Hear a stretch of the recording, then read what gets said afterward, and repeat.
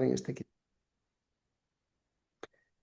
Muy bien, pues muy buenas tardes, noches, queridos amigos. Bienvenidos a este espacio que nace para celebrar la vida.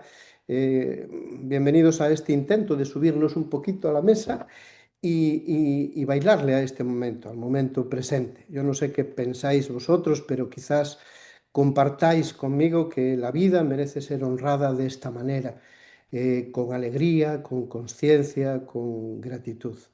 Y hoy tenemos la mejor compañía, Emilio Carrillo, cuya presencia, pues más que, que presentarse, lo que tenemos que hacer es agradecerla. Por eso le doy gracias a esa bella alma que se disfraza de Emilio en un caballero andante andaluz, con un trato amable y con una mirada sincera.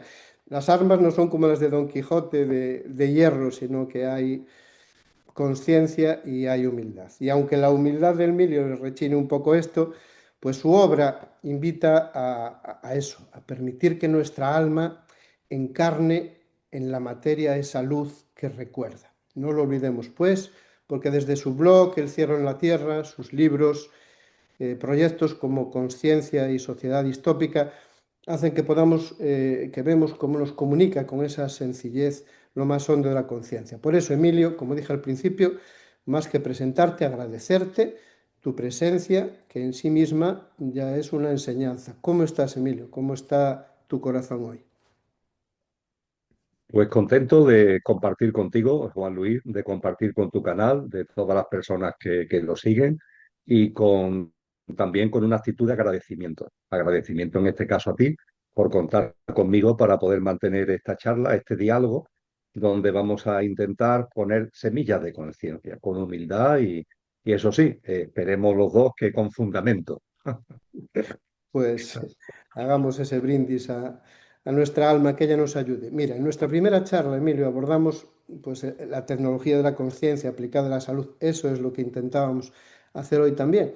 Entonces recordábamos o recordamos que esa tecnología ya está hoy disponible en la kinesiología que yo practico a diario y que nos ayuda, por ejemplo, a hacer consciente lo inconsciente y a reconocer, como tú decías, que todo está en flujo, personas, animales, naturaleza, unidos por algo que es el amor. Hablamos también de cómo la visión trascendente de la vida sostiene la salud y que esa ausencia de visión es una enfermedad, pues nos encadena a la materia y nos priva de la energía y el equilibrio que tendríamos de otro modo. Nos recordabas que la vida tiene un sentido y que cuando lo olvidamos quedamos atrapados en esa falsa libertad, como zombies, decías expresamente, esclavos de implantes mentales y sociales. El camino de salida, pues disolverse en ese propósito profundo que nos trae el Dharma. Compartiste que para tomar buenas decisiones, también en la salud, necesitábamos discernimiento, esa sabiduría que no nace del personaje, pero que precisa de la visión trascendente, de la sed de verdad y de la sencillez humilde. Y es lo que lo convierte en transparente, permitiendo el paso de esa luz que es la luz del alma, ¿no? Y finalmente, para rematar esto y empezar la pregunta, resonó que algo que ambos sentíamos en ese momento, que un ser humano verdaderamente sano es aquel que cada vez que hace este viaje de la cabeza al corazón y que cada vez piensa más con el corazón. ¿Te parece un buen punto de partida? ¿Añadirías algo a este resumen para impulsar hoy esta charla? Me parece un punto de partida excelente y además eh, es muy adecuado que hayas recordado para las personas que a lo mejor otros vídeos que hemos compartido no han tenido ocasión hasta ahora de acercarse a ellos, de que tanto en tu canal como en el mío lo tienen disponible en cuanto a que venimos haciendo un recorrido con ese telón de fondo que son las tecnologías de la conciencia, que no son las tecnologías de la materia a la que esta sociedad está encadenada y del único que habla, sino que hay unas tecnologías de la conciencia que, como tú muy bien has dicho, están ahí para ser utilizadas ya, abriendo en nosotros espacios, tanto personales como colectivos, que tienen que ver con esa nueva humanidad, que como nuevo ciclo humano llegará cuando corresponda, pero que ya podemos ir anunciando y convocando a través de nuestra conciencia en espacios personales y en espacios colectivos. Pues vamos a por ello, vamos por algo muy bonito que es el amor.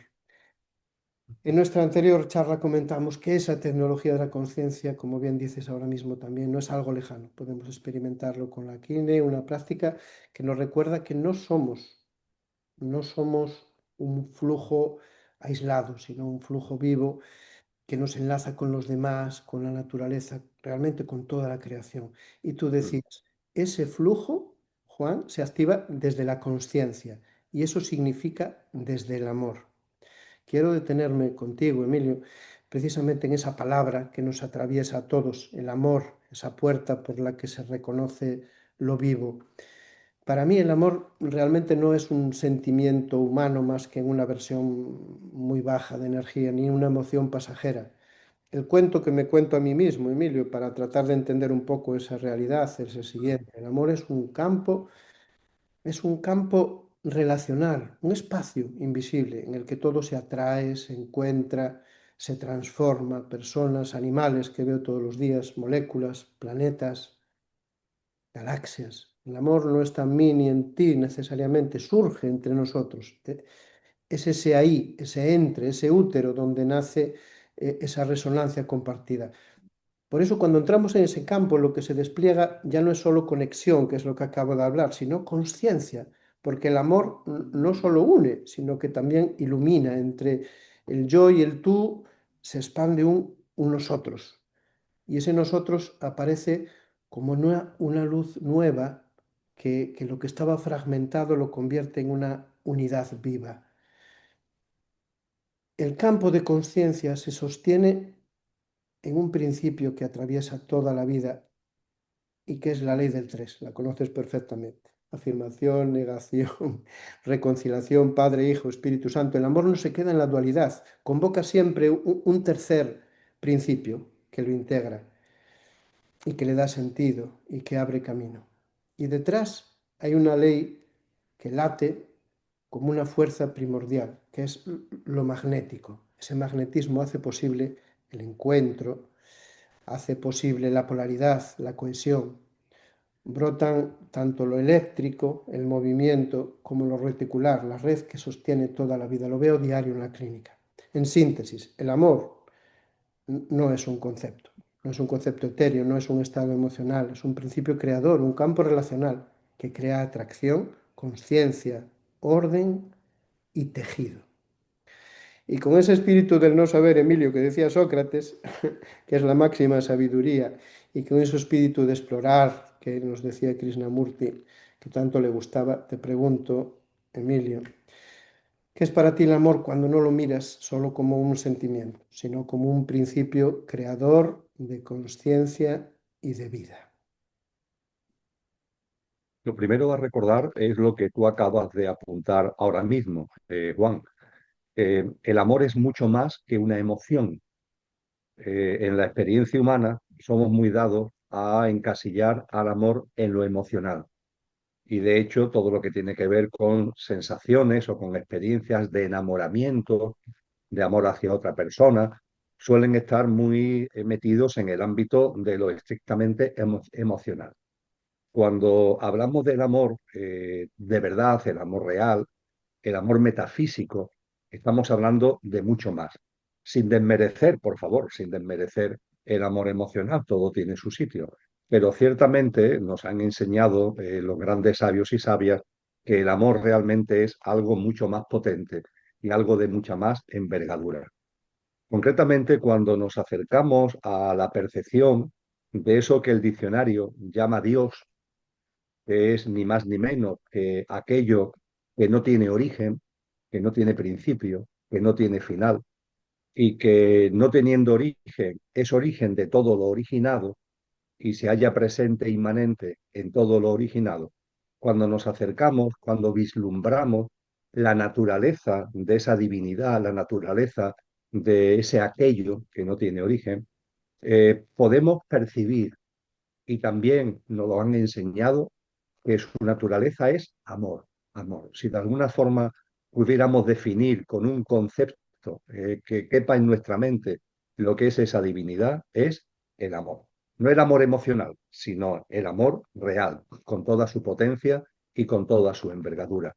Creo que esto lo hallamos de una forma preciosa en las palabras de Juan, de tu tocayo, de Juan el Evangelista, que en el Nuevo Testamento hay una frase que yo recuerdo mucho en mi día a día, no es algo que recuerde de vez en cuando, sino que forma parte de mi cotidianidad, porque es una frase muy breve, pero enormemente profunda.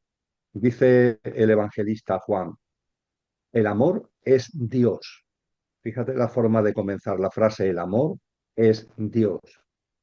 El que no conoce el amor no conoce a Dios, porque Dios es amor. Fíjate que la frase comienza diciendo el amor es Dios, a continuación hace la reflexión porque el que no conoce el amor no conoce a Dios, porque Dios es amor. Esta unión intrínseca, ineludible de lo divinal y del amor. Con lo que si aquello que no tiene origen es amor, todo lo originado está, tiene la fragancia, contiene el impulso, contiene la esencia del amor. Eso ha llevado a que grandes figuras, como por ejemplo Agustín de Hipona, hablara de que el cosmos tiene un orden, eso lo han dicho todos los grandes maestros y maestras, no le gusta hablar de universo, sino de cosmos, porque hay un orden, porque hay unos principios, porque hay unos ciclos, hay un orden. Y Agustín de Hipona decía que ese orden es el orden del amor, el ordo amoris.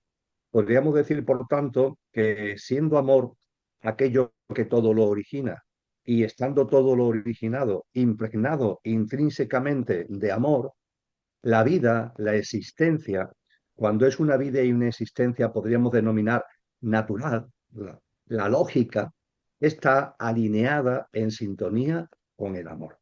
Y el sentido de la vida, el sentido, el Tao, que llaman los orientales, al tener todo un mismo origen, todo tiene un mismo impulso, todo tiene un mismo principio primordial, es el concepto oriental de Tao, podríamos decir que ese Tao, ese sentido, ese destino a su vez también del cosmos, de la vida y de la existencia, es amor.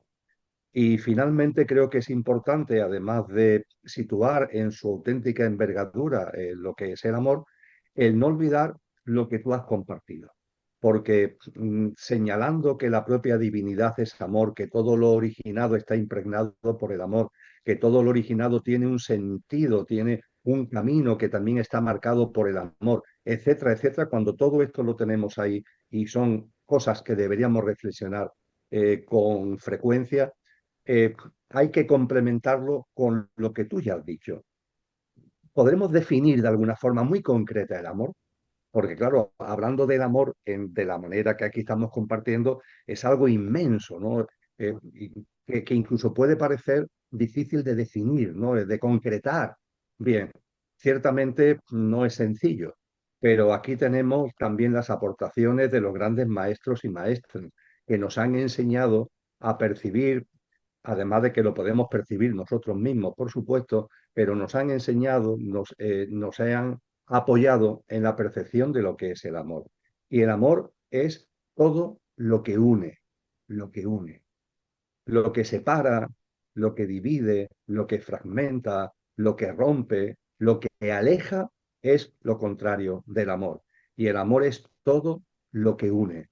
En un autor que me ha aportado mucho porque atesoró grandes conocimientos científicos y espirituales, se llama Taimi, de apellido Ika Taimi, un gran personaje que vivió en la India fundamentalmente el pasado siglo XX y que además de su gran espiritualidad lo complementó con su condición de catedrático en una universidad de la India de física y de química. Él, en el intento de acercamiento a una definición concreta de amor, él dice, más que una definición, vamos a poner un ejemplo para entender lo que es el amor.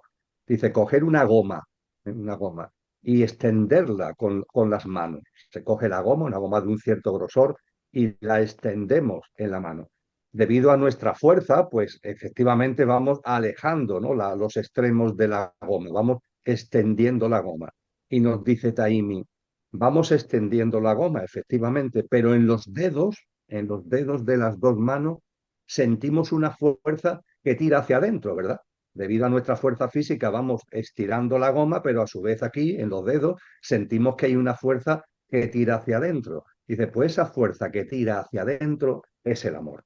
El amor es siempre lo que une, el amor es siempre lo que, claro, a través de la unión ya no solamente es unión, conlleva compasión, conlleva empatía, conlleva solidaridad, conlleva cooperación, conlleva una mirada limpia a la hora de mirar la vida entera como algo que debe ser reverenciado porque hay una conexión directa de mí mismo con esa vida y de esa vida conmigo, ¿no?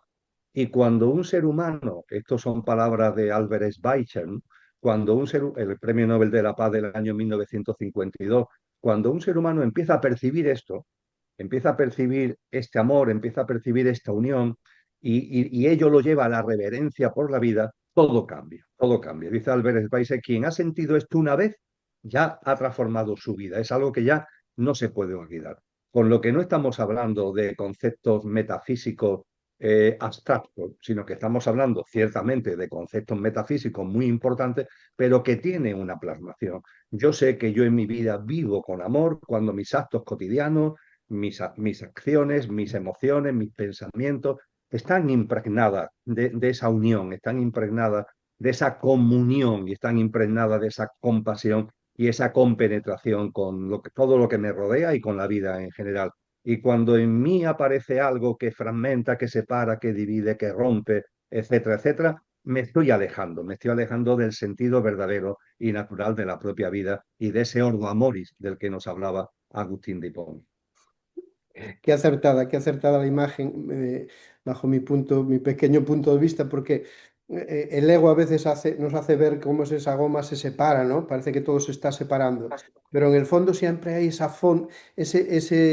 esa intensidad que separa para unir, porque lo que es la vida a veces te separa, pero en el fondo te das cuenta que no acabó la película, que te está separando, pues para unirte de verdad, para acceder a otro nivel de conciencia, para darte 20 veces de golpe hasta que la 21 haces ese aprendizaje. Genial, Emilio, traerlo de timing. Me parece maravilloso.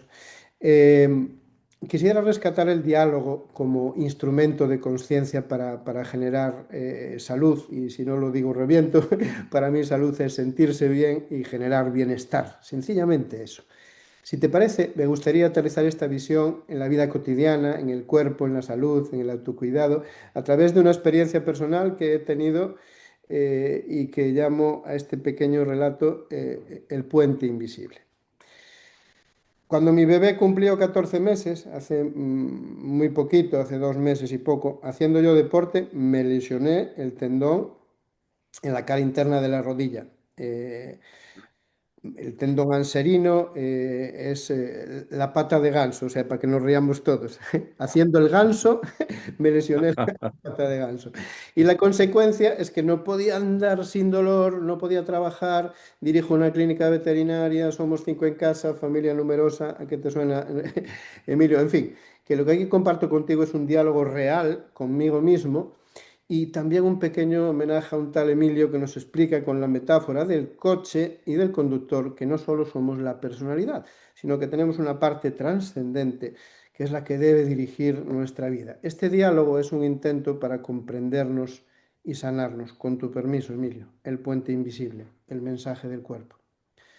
Es de noche, la casa está en silencio, solo se escucha el tic-tac del reloj y la respiración tranquila de ese bebé que está dormido en mitad del lecho.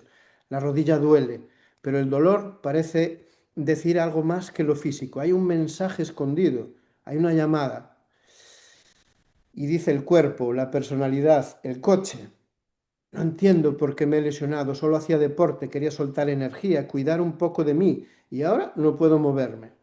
Y dice el alma, el conductor, no es castigo, es aviso. Has corrido demasiado sin escuchar las señales.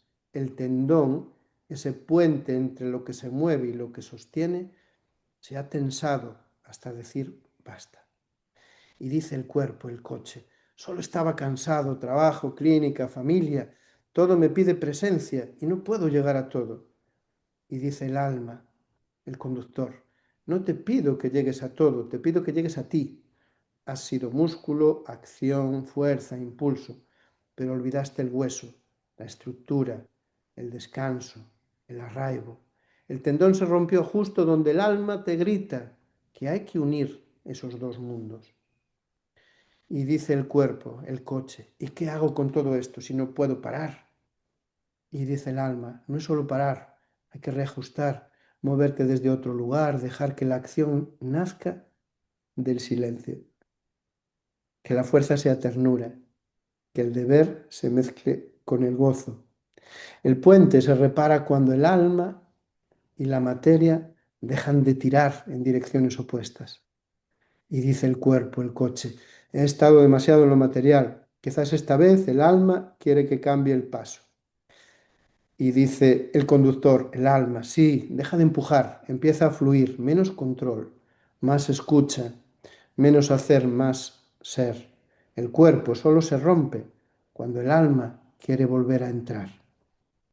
El bebé suspira, la rodilla duele un poco menos, y este Juan comprendió que el dolor no era enemigo, sino la puerta de entrada, que el cuerpo no te castiga, que conversa, que cada síntoma es un puente invisible, tendido entre el mundo visible y el invisible.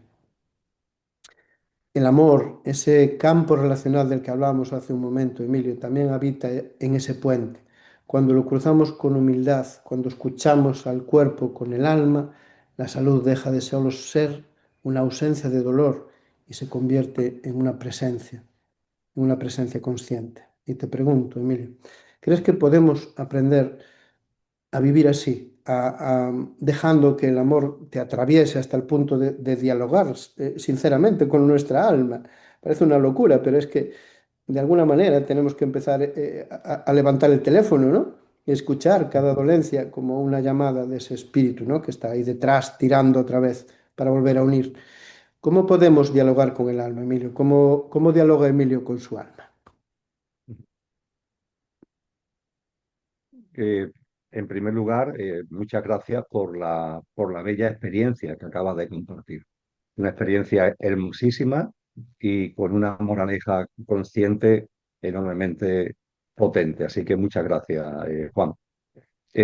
Ciertamente, cuando vemos la vida, no deberíamos nunca olvidar de que como la vida está impregnada de amor, tal como compartíamos hace un momento, la vida siempre nos abraza, siempre, siempre, siempre. Incluso cuando nuestra mente no lo entiende o lo rechaza o lo niega, las vivencias, las experiencias que tenemos delante juegan a nuestro favor siempre, entendiendo por jugar a nuestro favor no los deseos materialistas, no los objetivos del pequeño yo, del ego, del coche sin el mando consciente del conductor, sino entendiendo por aquello que es lo mejor para nosotros desde un punto de vista de lo real, es decir, para que expandamos la conciencia, para que crezcamos personalmente, para que evolucionemos espiritualmente. La vida entera está permanentemente apoyándonos y ayudándonos y abrazándonos en este precioso proceso de autoconocimiento y de autotransformación. Y en ese sentido, por supuesto, que desde el alma percibimos, desde nuestro conductor consciente percibimos que a veces nos metemos en unas dinámicas de vida, esta sociedad se ha especializado en ello, que se basan en el culto a la velocidad, un ajetreo continuo, un esfuerzo permanente, todo muy complicado. Eso nos lleva a estados de ansiedad, de estrés. Es evidente que ese no es el camino. Y estamos llamados a que desde la conciencia reduzcamos, en la medida de lo posible, reduzcamos ese ritmo, ese estilo de vida, lo reduzcamos en cuanto a su velocidad. Y unido a ello, es crucial lo que tú acabas de apuntar, que lo que llevemos a cabo, porque no se trata de estar aquí parado con los brazos cruzados, lo que llevemos a cabo, lo llevemos a cabo desde el amor. Y fíjate que volvemos otra vez al amor, porque la preciosa experiencia que tú has tenido, la generosidad de compartir, lo tenemos que ligar al amor. La moraleja que tú has compartido, lo debemos ligar al amor. Ten en cuenta que cuando Cristo Jesús habla de la fe, en algunas ocasiones tenemos que irnos al texto original del Nuevo Testamento, escrito en griego antiguo, en griego koiné. En algunas ocasiones el término que se utiliza es el término pistis, pistis. Y el término pistis es un vocablo del griego koiné que significa confianza en la vida, lo que acabamos de decir, confía en la vida, significa perseverancia, constancia en el camino que tenemos que llevar a cabo, y a lo que voy significa igualmente compromiso con uno mismo, compromiso con uno mismo. Claro, cuando Cristo Jesús nos habla de compromiso con uno mismo, no está hablando del compromiso con nuestra personalidad, con nuestro pequeño yo, con nuestro coche, sino que está hablando del compromiso con nuestro verdadero ser, nuestro compromiso con lo que somos, con nuestra dimensión álmico-espiritual. Y a esto él lo llama también amarse a uno mismo. Él nos dice, ama al prójimo como a ti mismo. Esto segundo se suele olvidar. Ahí está dando siempre vuelta el ama al prójimo, pero es que la frase no termina en ama al prójimo, es ama al prójimo como a ti mismo. Ese amarnos a nosotros mismos tiene que ver con ese compromiso contigo mismo que está ahí implícito en el término pistis, significado etimológico en parte de lo que la fe es y significa. Amarse uno mismo, evidentemente, no es narcisismo, no es la querencia del pequeño yo. No, no, no. Estamos hablando de amarse uno mismo desde el punto de vista del compromiso con nuestro verdadero ser. Una persona se ama a ella misma cuando pone en valor lo que es de verdad, no lo efímero, no lo pasajero, no lo que va a morir con eso que llamamos muerte. No, en nosotros hay un ser que transciende la muerte, que cuando muramos físicamente va a seguir siendo, sin envoltura, pero va a seguir siendo. Y amarse uno mismo es poner en valor eso que hay en nosotros, ese ser que va a seguir siendo incluso cuando acontezca eso que denominamos muerte. Y eso es lo que tenemos que poner en valor, Juan. Y cuando acometemos nuestro día a día, pero nuestras cosas de instante en instante, las que llamamos importantes y las que llamamos menos importantes, deben estar impregnadas desde la presencia del ser. Y si están impregnadas desde la presencia del ser, están impregnadas de amor. Y si están impregnadas de amor, están impregnadas de la presencia del ser.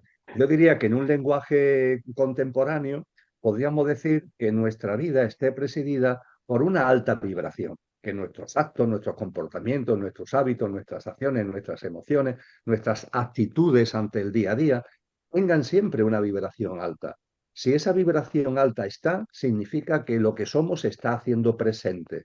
Significa que nos estamos amando a nosotros mismos, porque estamos poniendo en valor nuestro verdadero ser, y al amarnos a nosotros mismos de la manera que estoy ahora brevemente resumiendo, es cuando podemos amar al prójimo.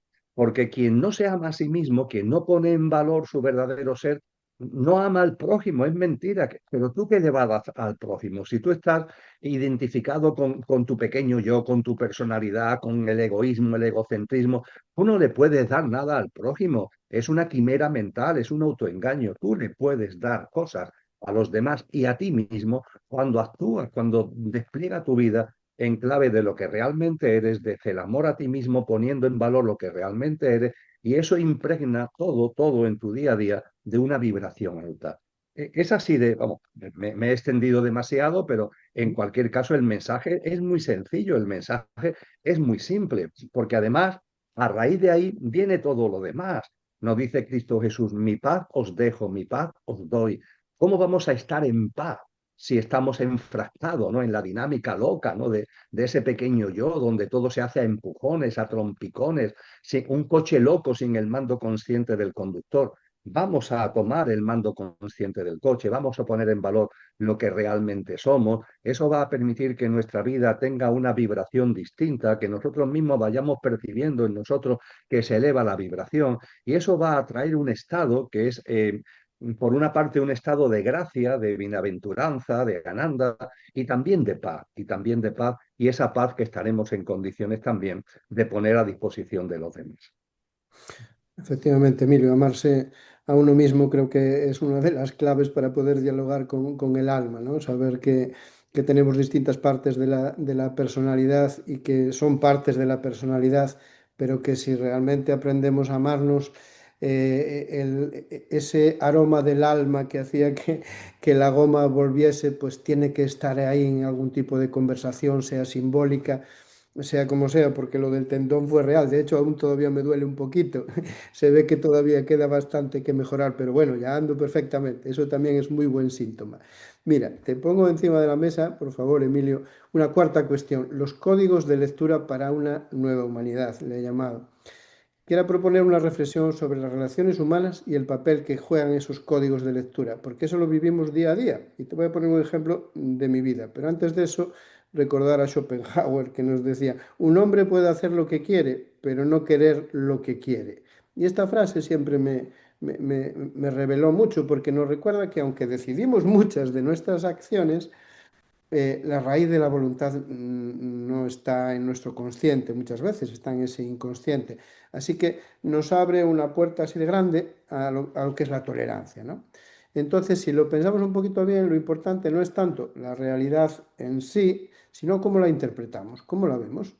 Y cada uno lo ve según su lenguaje interior, creencias, memorias, heridas, emociones.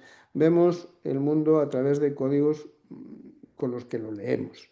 Y a veces me pregunto si podríamos crear un lenguaje común, una especie de esperanto que vaya más allá del intelecto, ¿vale? Y que sea un lenguaje del alma, porque incluso hablando el mismo idioma, pues no siempre nos entendemos. Una banqueta, aquí hay muchas, pues aquí es una silla para sentarse, pero digo, en México pues es una acera, ¿no? Por ejemplo. Pero es más profundo el malentendido, no es lingüístico, realmente creo que es emocional, Emilio. Un ejemplo sencillo, casero. Me gustan los ejemplos de casa, así que voy a tener un ejemplo de mi mujer y yo, espero que no ande por ahí. Porque los dos hablamos castellano y aún así no siempre nos entendemos, Emilio, no siempre nos entendemos. ¿Y por qué? Mira, te cuento la anécdota de hace meses, que yo me quería ir de vacaciones porque estaba en la clínica que ya no podía más, saturado. A veces me voy de vacaciones, a veces estropeo un tendón, Emilio, eso es. Pero le dije, mira, Inma se llama así, es un ser maravilloso. Necesito que nos vayamos de vacaciones, estoy agotado. Pero si te parece precipitado, porque tenemos tres niños, hacer maletas o no sé qué, lo posponemos. Pero si no, el lunes de la semana que viene, estábamos a jueves, nos tenemos que ir. Bueno, ella pasó unos días distante, o sea, había frío. Yo no entendía por qué, porque no enfermé esos días de estrés de milagro. Aquí estamos hablando de salud también, ¿no? Y me repetía a mí mismo, pero si se lo dije, le dije que si, joder, que si era muy precipitado, pues que lo posponíamos. Claro, se lo dije, pero se lo dije desde la cabeza, no se lo dije realmente desde el corazón, ¿no? Y entonces ahí volví a comprender que uno de los dramas de nuestras relaciones es creer que hablamos el mismo idioma, cuando en realidad usamos códigos de lectura y de interpretación distintos. Y ahora te pregunto, Emilio, por no hacerlo más largo. Podemos aprender a escucharnos más allá de las palabras, desde ese lenguaje común que nace del alma, de lo que llevamos hablando todo el rato, ¿no? Es posible construir unas relaciones verdaderamente humanas y sanas cuando nos aprendamos a comunicar desde el corazón. ¿Qué es lo que nos falta a veces? Nos falta empatía, nos falta compasión, ¿qué nos falta? ¿O qué nos sobra, Emilio? Pues te vuelvo a agradecer lo que es tu compartir de una experiencia tan directa, tan personal, muy gráfica, porque nos pasa a todos, en distintos contextos. Yo creo que no, cuando tú hablabas, ya no solamente yo, sino todas las personas que vean este vídeo se van a identificar contigo de una manera o de otra, en un contexto o en otro, pero nos identificamos contigo. Ciertamente, Juan, si fuéramos por la vida manteniendo esa frecuencia vibracional alta en nuestras actitudes, nuestras acciones, nuestros pensamientos, nuestras emociones, eso haría saltar por los aires esos códigos que están ahí y que son códigos que se mueven en el ámbito del inconsciente, pero que repercuten en nuestra vida real. El inconsciente tanto personal como el inconsciente colectivo. Eso está ahí, el inconsciente está ahí.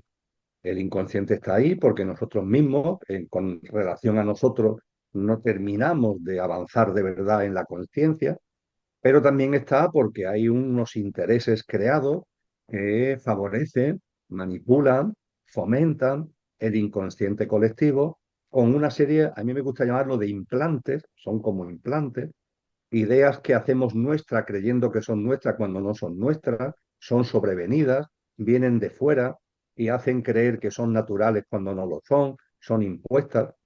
Y en ese contexto, cuando nos comunicamos, entre otras muchas cosas, pues se producen muchas distorsiones, muchas tergiversaciones y muchos equívocos, precisamente por ese protagonismo del inconsciente, que finalmente incluso hace que algo que es A, una persona lo vea como A, otro lo vea como B y otro lo vea como C, en función de cómo a cada uno le afecta su propio inconsciente personal y su inconsciente colectivo.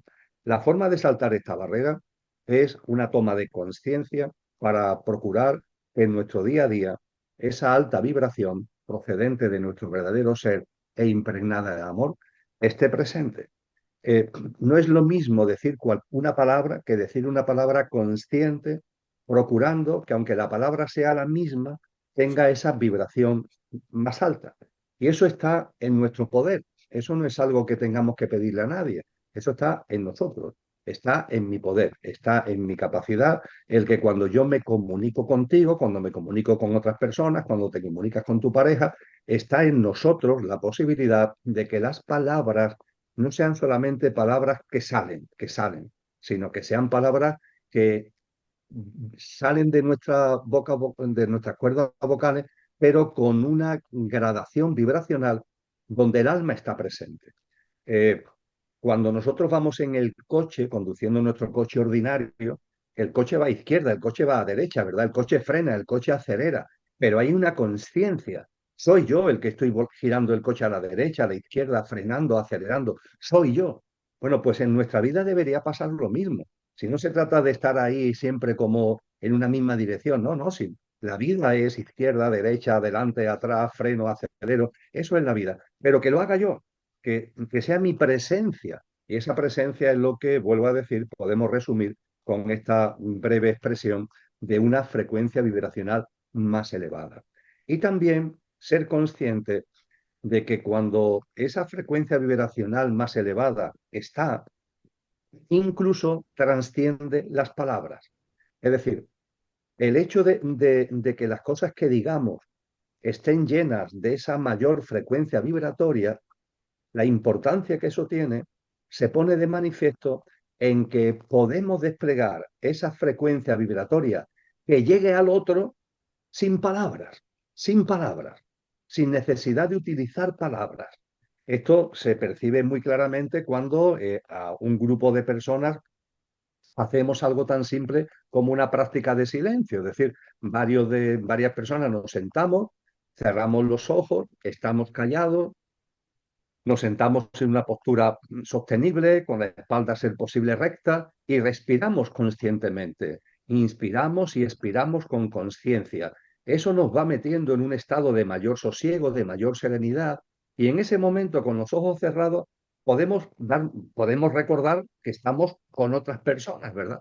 Y de alguna forma podemos percibir que hay un flujo de vibración y por tanto de comunicación entre las personas que estamos ahí sentados compartiendo ese instante de silencio. Ahí no hay palabras, incluso los ojos los tenemos cerrados, pero percibimos que hay un algo muy difícil de definir, que también es comunicación, aunque estemos acostumbrados a ligar la comunicación con las palabras y realmente la comunicación usa las palabras, pero debe tener, para que sea de verdad comunicación, un telón de fondo que es vibracional, donde las palabras se cuelgan como si fueran perchas, es decir, lo que de verdad importa es donde se cuelgan las perchas, que tiene que tener esa alta vibración, y ahí se ponen las perchas. Claro, como las perchas salgan, pero no hay donde colgarlas, o donde colgarla tenga una vibración muy densa, pues por muy bellas que sean las perchas, al final el resultado final es absolutamente desastroso, entre comillas.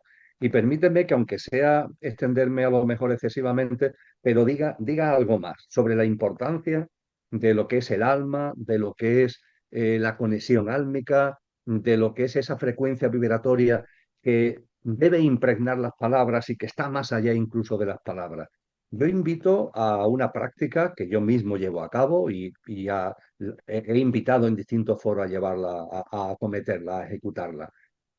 Hay situaciones en la vida donde surgen pleitos, controversias, conflictos con otras personas.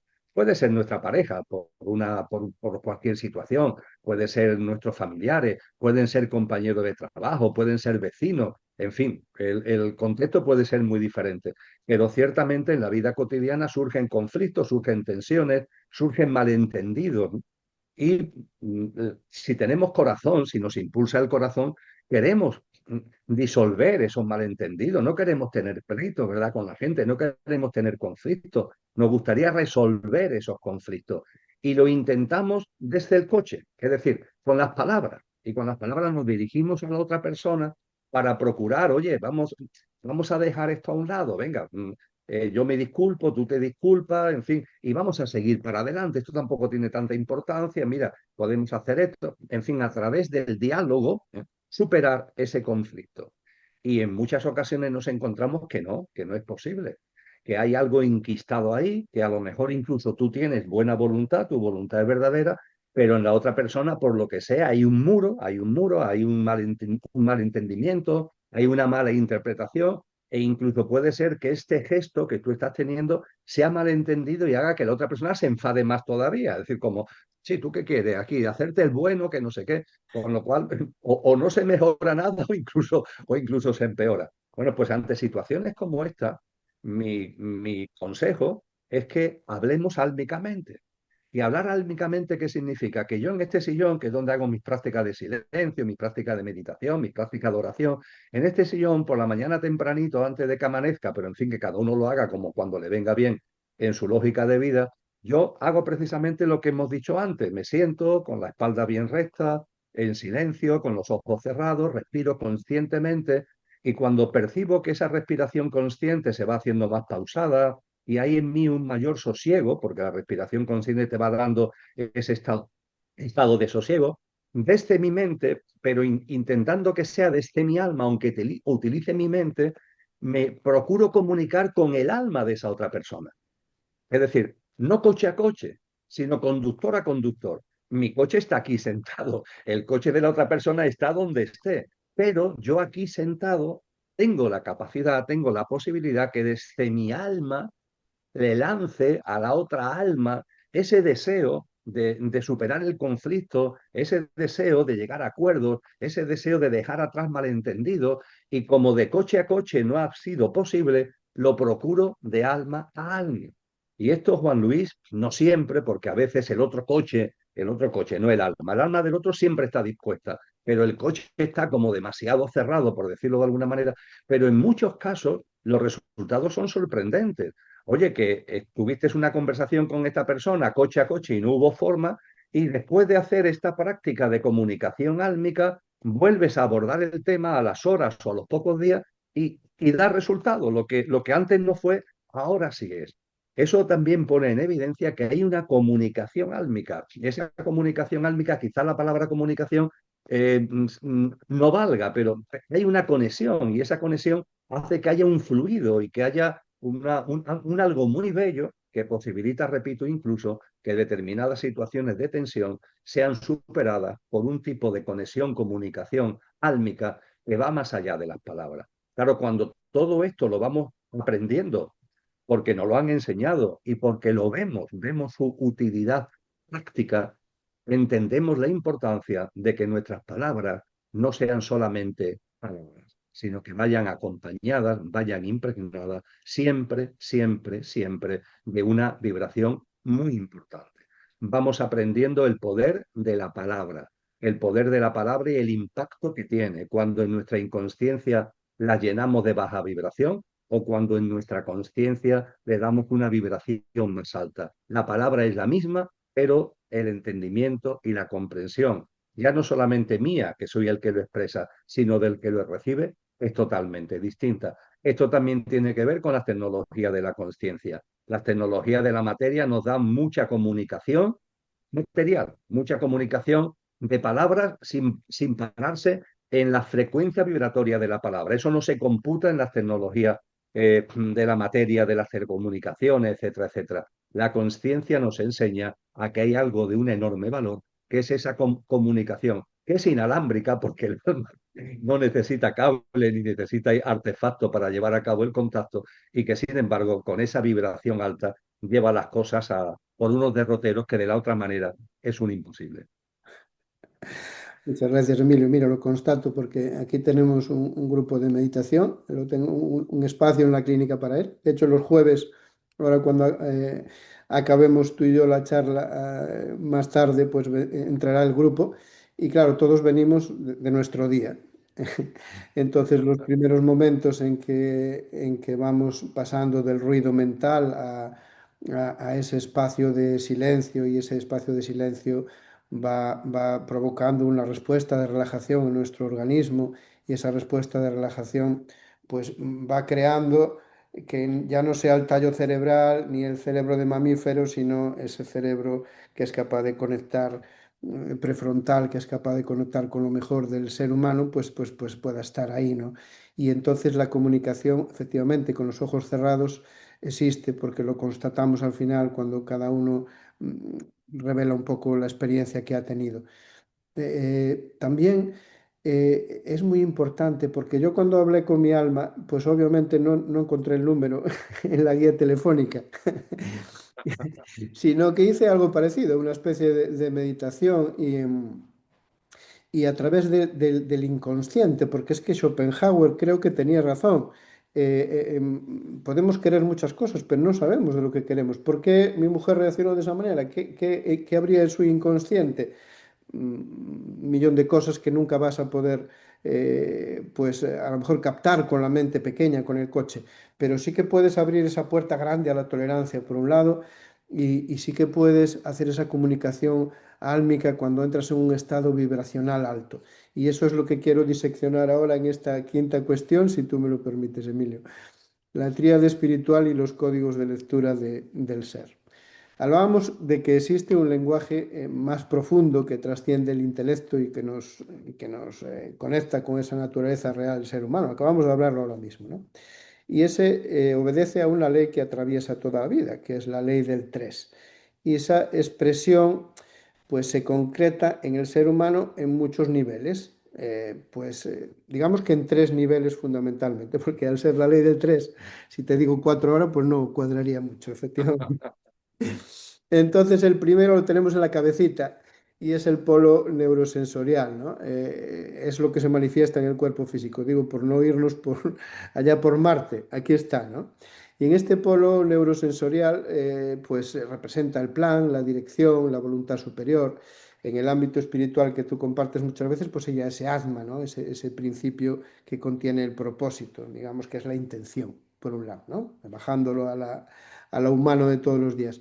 Y lo segundo de esa tríada espiritual que podemos atraer aquí ahora bueno, pues para ponerlo encima de la mesa a bailar, es el polo rítmico o magnético, desde el abdomen al corazón, ese pecho que mantiene equilibrio, ese diafragma que mantiene el equilibrio entre lo de arriba y lo de abajo, y representa el alma, representa Buddhi, el amor sabiduría, no ese amor ciego que no ve más que aquí, sino el que está iluminado, que si no hay un poco de iluminación, pues lo que hay es supporters, no hay otra cosa, ¿no? Entonces, cuando vibra en una frecuencia pura es ese amor universal, integral, del que hablábamos tú y yo antes, ¿no? El que sabe que todos somos uno y por lo tanto, pues te deja que te separes, pero después tiene ese pozo que me encanta, es que ya no voy a poder ver otra cosa en el amor más que esa goma volviéndose para adentro, ¿no? Y el tercero es el polo de actividad o de inteligencia activa, ¿no? Se expresa en las extremidades, en el centro, en ese dantien que decían los chinos, ¿no? Y es el campo de manas, de la mente activa, de la energía que convierte un propósito en acción. Ya tenemos estos tres para jugar, el espíritu, el alma y el cuerpo de nuevo. Son las tres teclas fundamentales del lenguaje de la vida. No son ideas abstractas, están en todo, en la célula, en un bosque, en una relación, en el cosmos entero, ¿no?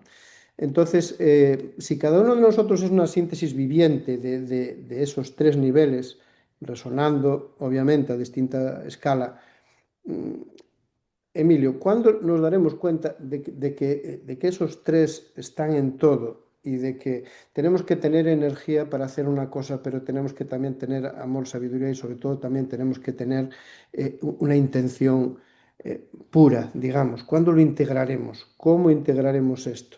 ¿Qué podemos hacer en lo cotidiano para que esta tríada espiritual, pensamiento, sentimiento y acción eh, se pueda manifestar, Emilio? Que tú eres de manifestar. Pues la respuesta creo que es sencilla, Juan Luis.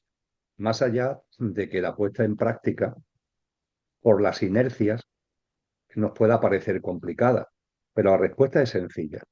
La manera directa, fácil de plasmar lo que tú acabas de decir es tener conciencia de esto que tú acabas de compartir, tener conciencia. No olvidarlo, por así decir, tenerlo, tener conciencia y tener conciencia, vamos a también expresarlo así, con continuidad, ¿no? Esa perseverancia que aparece, como antes decía, también en el ámbito del término pistis, ¿no? Confianza en la vida, compromiso contigo mismo y perseverancia. La toma de conciencia y la perseverancia en la toma de conciencia. Y podríamos decir que eso debe complementarse no con el juicio, pero sí con la autoobservación. Es decir, lo que tú acabas de expresar, con las palabras que cada uno quiera resumirlo, tomar conciencia. Esa conciencia, procurar que se mantenga y, en paralelo, autoobservarnos para percibir si de verdad esa conciencia está en nuestra vida o, por las propias circunstancias de la vida, nos apartamos de ella. Para eso sirve la observación. Pero la observación no es juicio. La observación La voz, la voz, Emilio. no Ahora, pasa. hemos, ¿Sí? ahora volvemos a escucharte, que era muy Vale. interesante lo que estabas diciendo. Sí, sí. Te Eh, vuelvo a oír. entonces, compartía que con las palabras que cada uno considere oportuno, por una parte, tomar conciencia. En segundo lugar, intentarlo llevar a nuestra cotidianidad con constancia, ¿no? Con perseverancia. Y observarnos para saber si estamos en esa línea o nos estamos saliendo de esa línea. Y si nos salimos de la línea, repito, no es para juzgarnos, no es para flagelarnos, sino para tomar conciencia y volvemos otra vez a la línea. Y a partir de ahí, eso ayudará también a que cada vez haya más constancia. Es decir, si nos salimos, tomamos conciencia que no hemos salido y volvemos otra vez a la línea. Esto tiene mucho que ver, aplicado al caso, con una máxima que nos enseñó un maestro del siglo XIII que vivió en Japón, entre Japón y China, que es la nariz vertical, la práctica de la nariz vertical, que vale para distintas cosas y también vale para esto. La nariz vertical, ¿qué es? Primero, toma de conciencia, segundo, observación y tercero, aceptación. Primero es tomar conciencia, a partir de ahí te observas hasta qué punto vas por un camino o vas por otro. Y si la observación a lo que te lleve lo aceptas, es decir, si oye, pues sí, voy en la línea, pues magnífico. En caso de que no vayas en la línea, también lo aceptas, oye, me he salido de la línea y vuelvo a la línea. Creo que esto es un tema que así, a bote pronto, tal como lo estoy planteado, si no hay una dinámica establecida en nuestra vida, puede parecer complejo. Bueno, ¿y yo cómo voy a estar todo el día aquí pensando si sí, si no? Esto en cuanto que se empieza a practicar, es tan natural que te das cuenta sin necesidad de hacer como de esfuerzo, ¿no? Si es algo natural. Eh, Percibir que el ser humano es una perfecta conjunción de esencia y de apariencia, de ser y de estar. Que esa perfecta conjunción de ser y de estar es una conjunción, porque ambas tienen su porqué. El ser tiene su porqué, el estar tiene su porqué. Es verdad que el ser es imperecedero y que el estar es efímero, pero las dos tienen su porqué. Y a partir de ahí, desde esa comprensión, de esa conjunción perfecta que es el ser humano, saber que eso se plasma, como tú muy bien has dicho, en alma, en espíritu, alma y cuerpo. El espíritu, la divinal esencia, la presencia de aquello que no tiene origen en todo lo originado y también en ti y también en mí. El alma que hace como de acople y el cuerpo, el pequeño yo físico, emocional, mental, la personalidad, que es imprescindible, es el estar para vivir esta vida. Y la conciencia de que somos eso, y la conciencia además, como venimos diciendo, de que debe ser el conductor, la dimensión ánica espiritual, quien lleve el mando en nuestra cotidianidad, eso, si lo tenemos presente e intentamos llevarlo en el día a día, con continuidad nos va transformando la vida, va transformando nuestra vida, va transformando nuestras relaciones con los demás, va transformando las relaciones con la vida en su conjunto. Y de vez en cuando nos observamos para ver hasta qué punto nos estamos manteniendo o no en esta dinámica. Y si percibimos que por los avatares de la cotidianidad nos hemos apartado, pues no pasa nada. Respiramos conscientemente y volvemos otra vez a la trinchera, ¿no? Por decirlo de alguna forma, volvemos otra vez a la trinchera, bueno, después de habernos duchado con esa observación y de haber tomado fuerza para seguir en esa dinámica. Y esto no tiene más complicación. Eh, realmente podemos llamarlo de muchas maneras, podemos expresarlo de manera muy grandilocuente, pero esto finalmente es una práctica de vida, es una visión de la vida, claro, es una visión de la vida y de la existencia y del propio ser humano, pero es una práctica de vida donde volvemos a lo de antes, la vibración va a ser el indicador. Y eso siempre sabemos con qué vibración estamos actuando. Hay siempre una vocecita dentro, Juan, siempre, tú lo sabes, yo lo sé, todos lo sabemos, aunque haya personas que prefieren negarlo, siempre hay una vocecita dentro, que es una especie de guía, una especie de brújula que te está diciendo esto es o esto no es. Aquí estás actuando en coherencia con lo que somos o te estás apartando y metiéndote en la locura del coche loco sin el mando consciente del conductor. Esto no deberíamos negar que está ahí, que está a, a nuestro alcance de todos, al alcance de todos, y que es algo, una práctica de vida que conforme vamos avanzando en ella se va haciendo más sencilla, porque es natural, es lo natural del ser humano. Sí, la verdad es que abordar los temas, somos animales de costumbre, quizás por eso me he hecho yo veterinario y por eso debemos de adoptar la costumbre de ser, como decía una maestra mía, watchman, vigilante de uno mismo y tener también la conciencia de que hay todos esos tres niveles, ¿no? Yo no puedo hacer nada si no tengo energía, debo de conservarla, dormir, alimentarme para tener salud, que también hablamos de eso, debo de tener el amor, sabiduría, o sea, la pasión por algo, pero también ir adquiriendo el conocimiento para que el coche pueda funcionar bien, no echarle diésel en vez de gasolina. Y debo de tener una intención, evidentemente, lo más pura posible. Bueno, Emilio, creo que hemos agotado 55 minutos y yo te había pedido los cinco últimos. Bueno, hemos hecho cinco de seis cuestiones que yo tenía, lo hemos hecho bastante bien, creo. Después de esa maravillosa sincronía que hemos tenido la última vez que nos vimos con Antonio Vimele, no sé si lo recuerdas, quisiera hacer el cierre con una reflexión sobre la verdad y el amor, fruto de tres autores seguro muy conocidos por ti, con una visión creo que complementaria, y uno de ellos pues te va probablemente a sorprender. Con tu permiso, Emilio, te dejo después, por favor, que cierres una vez que son 2, 3 minutos de lectura y que nos despidas a todos hasta un próximo encuentro. La verdad que se ve, se encarna y se ama. Hemos aprendido que no basta con creer, ni siquiera con entender. Es necesario ver con una mirada limpia. Krishnamurti nos recuerda que la verdad no solo se revela cuando la mente se aquieta, cuando ya no hay juicio ni búsqueda, cuando el observador y lo observado son uno solo. No podemos tomar decisiones verdaderas sin conocernos a nosotros mismos. Y ese conocimiento no nace del pensamiento, sino de la claridad que observa sin interferencia. Ver lo que es, dentro y fuera, como un solo movimiento, porque como decía él, uno es el mundo y el mundo es uno. Pero esta claridad por sí sola no basta. Si la verdad no desciende a la vida, si no se hace carne en nuestros gestos, queda suspendida en el aire.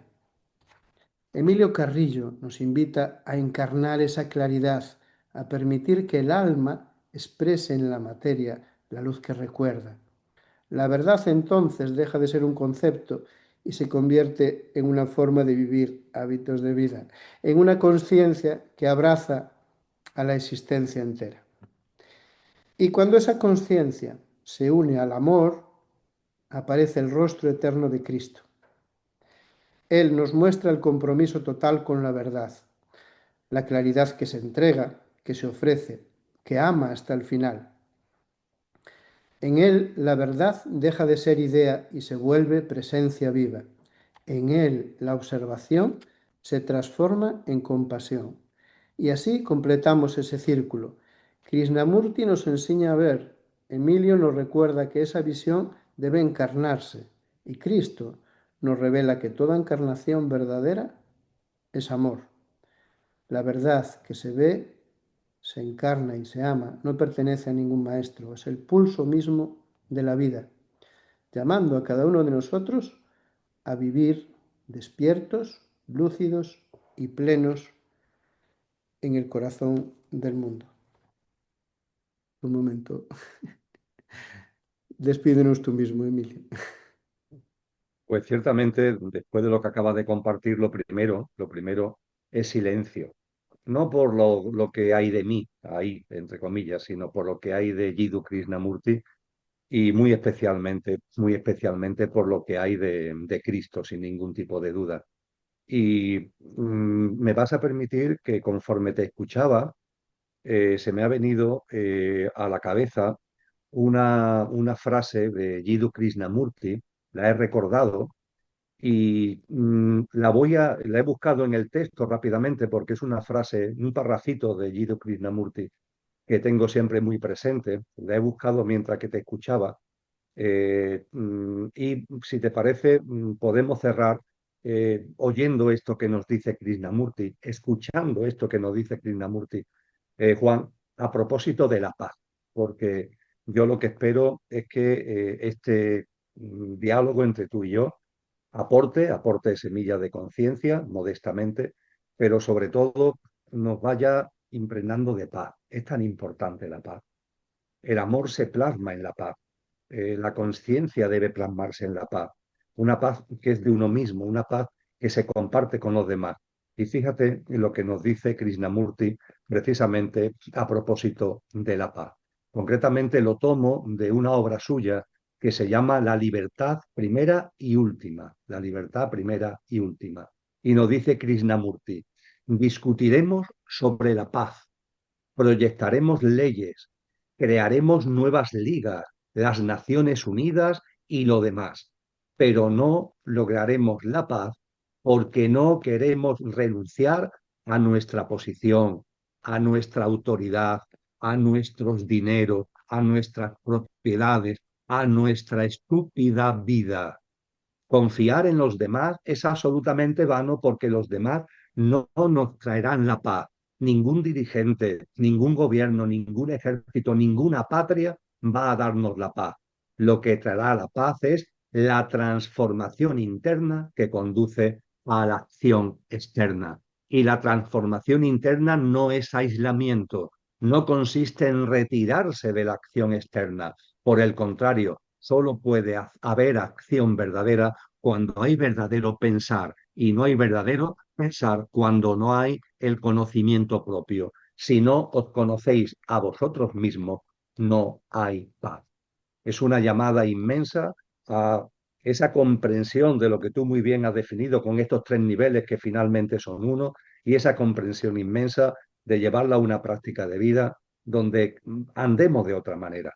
Creo que ha llegado el momento, creo que ha llegado el momento de que ante un mundo que va por donde va y va hacia donde va, tomemos conciencia de que ese mundo no es el nuestro y que debemos, sí, convivir con él. ¿Qué vamos a hacer? Hay que convivir con él.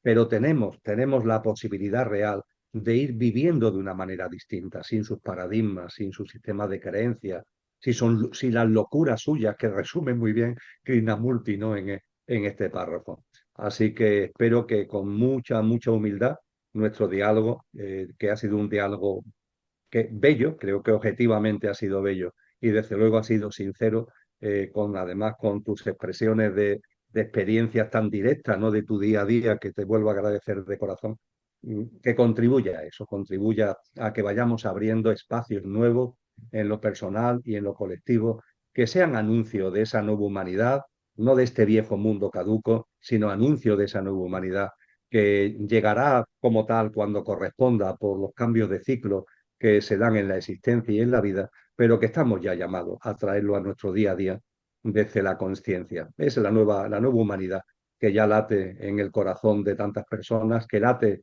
y brilla en nuestras almas y que es el momento, es el momento. Ese momento ya ha llegado y yo te agradezco que con tu canal y con tus aportaciones contribuyas a ir abriendo conciencia de que este es el momento y a vivir la vida como realmente debe ser vivida, no como un acto de supervivencia, que es lo que nos enseña este sistema, sino a vivir la vida como la vida se merece, con plenitud y con paz. Pues no se me ocurre otra cosa que un alma abrazo, Emilio, gracias de corazón a ti y a todos los que escuchen esta entrevista dentro de unos días y nos vemos pronto en el corazón. Muchas gracias.